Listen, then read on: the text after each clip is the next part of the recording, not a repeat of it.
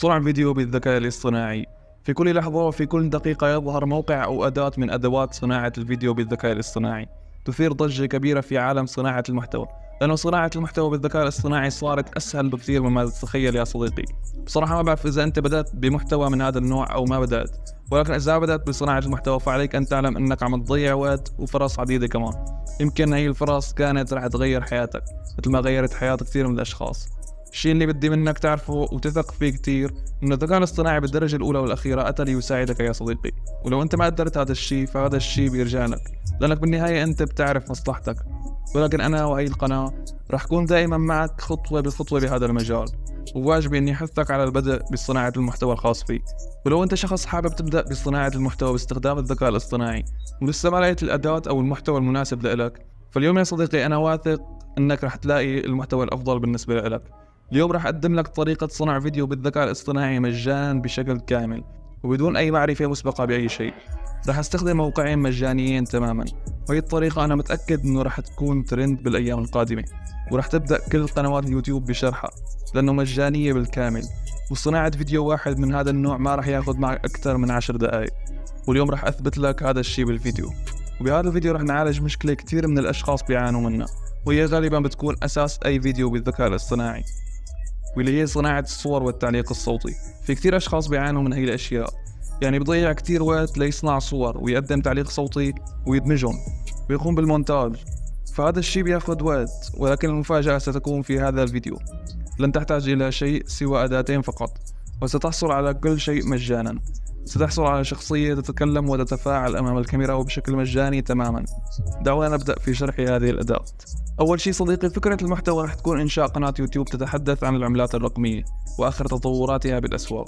طبعا هذا المحتوى الRPM فيه عالي جدا وأرباحه جدا عالية، وكتير أشخاص تبحث عنه وخصوصا بهذا الوقت بسبب عملية تنصيف البيتكوين. بالمناسبة أنت مالك بحاجة لتعرف عن أي شيء بهذا المجال، فقط اتبع الخطوات وستحصل على نتائج مثالية وأرباح عالية. توجه إلى موقع جوجل بارد. حصل عن جوجل بارد لا تستخدم شات GPT لأنه لا يعطيك أحدث الأخبار، أما جوجل بارد يبحث عن المعلومات بشكل حي ويعطيك نتائج سليمة. اكتب له التالي: اكتب لي نصا يلخص آخر تطورات سوق البيتكوين، وما هي العقبات والمؤثرات أمام البيتكوين بما لا يتجاوز 1000 حرف. الآن سيعطيك النص، كل ما عليك هو أن تطلب منه أن يعيد كتابة النص باللغة الإنجليزية لأن الأداة لا تدعم اللغة العربية بعد. بالمناسبة هذه الأداة لن تبقى مجانية إلى الأبد، لذلك حاول استغلالها قدر المستطاع. الآن سننسخ النص ونتوجه إلى موقع CapCut. سنضغط على Magic Tools وسنختار AI Characters. الآن اختر الشخصية التي تريدها من هذا المكان، وأفضل هذه الشخصية لأنها متناسبة مع نوع المحتوى. اضغط على الشخصية هنا، ستجد أن خيار إعداد الشخصية ظهرت بهذا الشكل. الآن سأضغط على الخيار الأول. من هنا يمكننا التحكم بعرض الشخصية، مثلا كامل الجسم أو نصف الجسم، أو عرضه بدائرة أعلى الشاشة، أو عرضه بهذه الطريقة أيضا. لو نزلنا إلى الأسفل يمكننا إضافة النص هنا، وأقصد النص الذي حصلنا عليه من جوجل بارد. ومن هنا يمكننا اختيار الصوت. وأخيرا يمكننا الضغط على خيار أبلاي لكي يتم توليد الكلام مع الشخصية المختارة.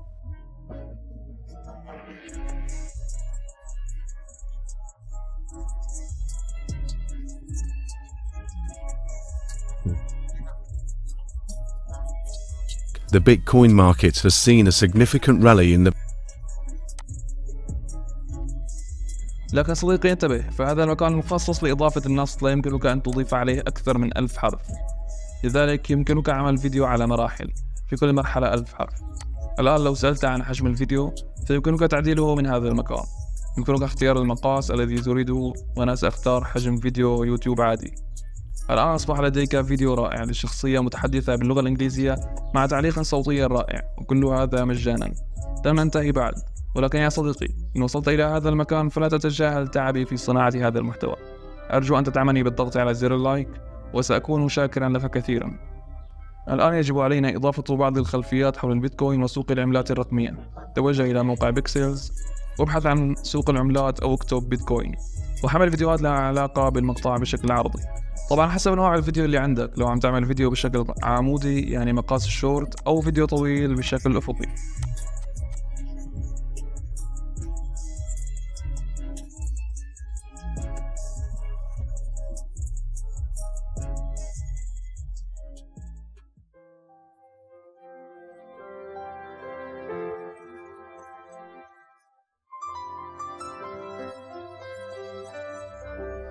بعد تنزيل الفيديوهات راح نضيفهم على كاب كات من خلال خيار الميديا، وبعدها بنقدر نضيفهم على الفيديو بهذا الشكل.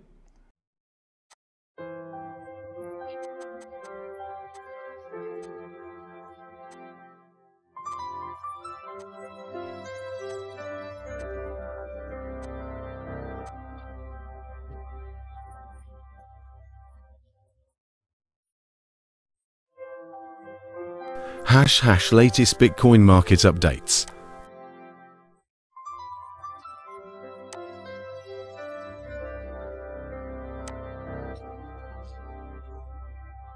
آخر خطوة يا صديقي هي إضافة الترجمة التلقائية بضغطة زر واحدة فقط.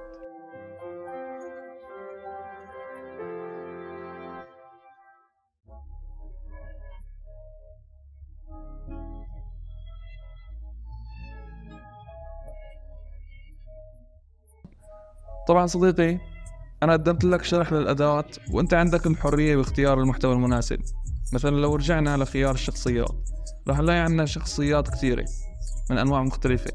مثلا بتقدر تحكي عن الفتنس والرياضة باستخدام هي الشخصية أو هي مثلا، أو لو حبيت تعمل محتوى تاريخي مثل قصص تاريخية أو قصص سرعة بإمكانك استخدام هذا الأفاتار.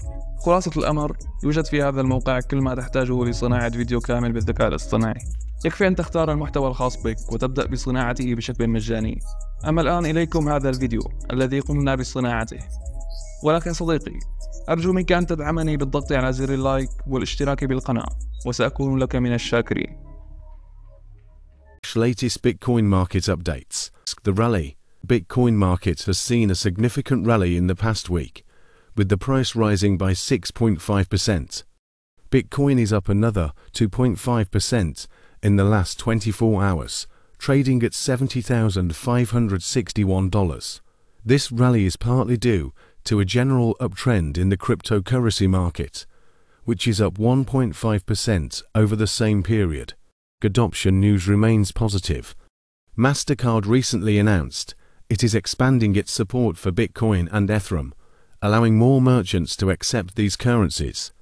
Additionally, MicroStrategy announced it is buying more Bitcoin, signaling continued confidence from major investors in the coin. Despite the recent uptrend, there are still some challenges facing Bitcoin. These include the Bitcoin market is still highly volatile, with the potential for large price swings in the short term. This can make investing in the coin risky for some investors. The regulations surrounding cryptocurrency